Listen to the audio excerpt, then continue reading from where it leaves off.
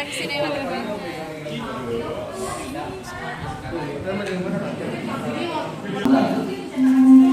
Ini sambil ditumbuk Riz, kata gue Riz. Enggak, udah dimatiin dulu. Udah dimatiin. Udah pokoknya tiba-tiba hancur aja.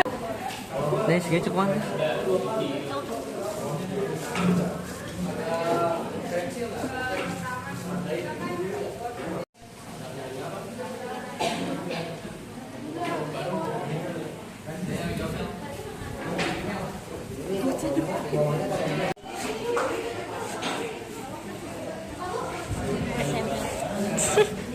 Udah gitu aja.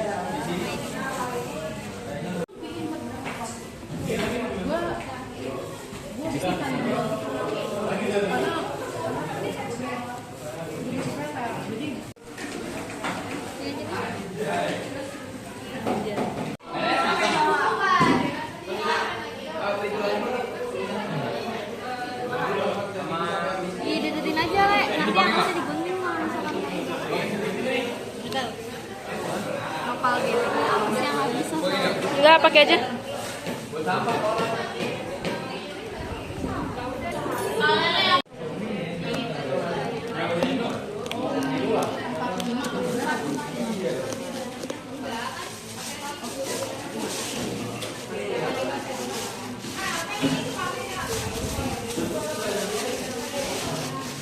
Ikut ya sih.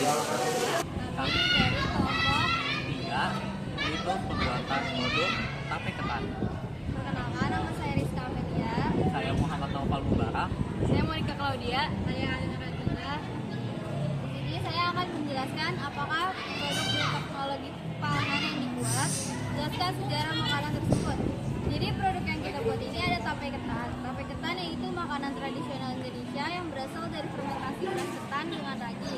Makanan ini telah ada sejak zaman dahulu dan berkembang di berbagai daerah seperti Jawa, Sumatera, dan Bali.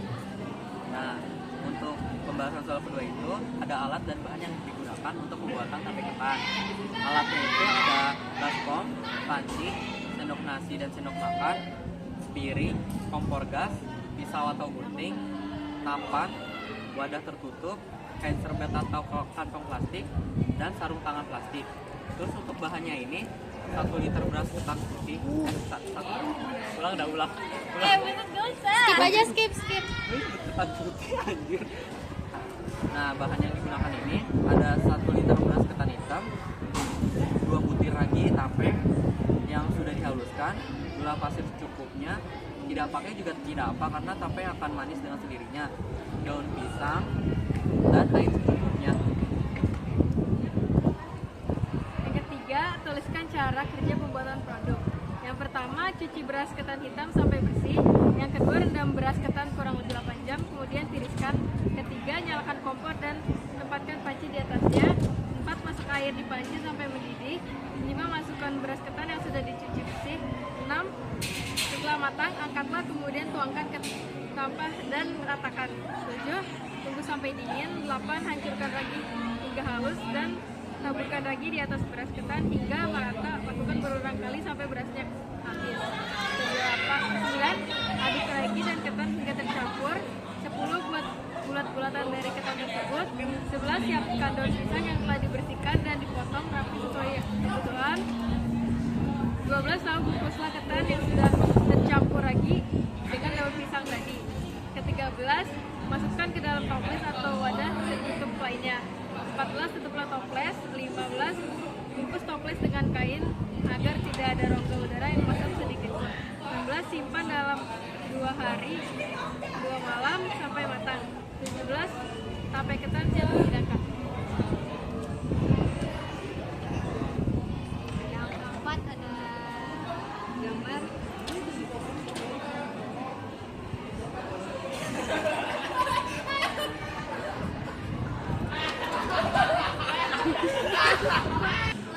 Nah, ini ada gambar mikroorganisme yang berperan penting dalam fermentasi tape ketan.